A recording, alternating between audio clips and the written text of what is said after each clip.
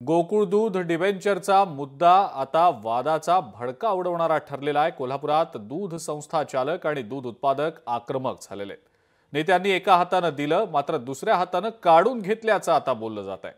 कर्ज रोख्यांच्या स्वरूपात 40% अधिक रक्कम कापून घेतल्याचा आता आरोप होतोय।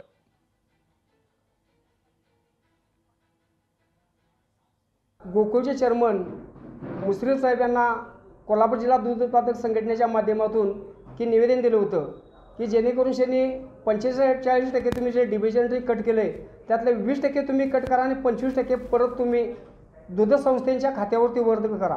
त्याचा कुठल्याही प्रकारचा त्यांनी न विचार केलेला आहे। पशुपालन उत्तम व्यवसाय अडचणीत असताना वारंवार गायीच्या दुधामध्ये कपात केली जाते। 4 रुपये कपात केली, 3 रुपये कपात केली आणि ही कपात दूध उत्पादकांना न परवडण्यासारखी आहे। याचा विचार करून त्यांनी हे 45% डिबेंचर कट करायला नको होतं। डिबेंचर याचा अर्थ असा आहे की एका व्यक्तीने किंवा एका संस्थेने दुसऱ्या व्यक्तीला किंवा दुसऱ्या संस्थेला दिलेलं कर्ज म्हणजे डिबेंचर। मग शेतकरी हा कर्ज देण्याच्या पात्रतेचा आहे का? एकीकडे शेतकरी हा नुकसानीत गेलेला आहे, पावसामुळे नुकसानीत आहे आणि अशा वेळी जर गोकुळनं शेतकऱ्यांच्याकडनं डिबेंचरच्या नावाखाली जर कर्ज घेणं हे योग्य नाही। एकीकडे गेल्या वर्षी 16% डिबेंचर घेतलं होतं पण आमदार 45% घेण्यास ठरलेलं आहे।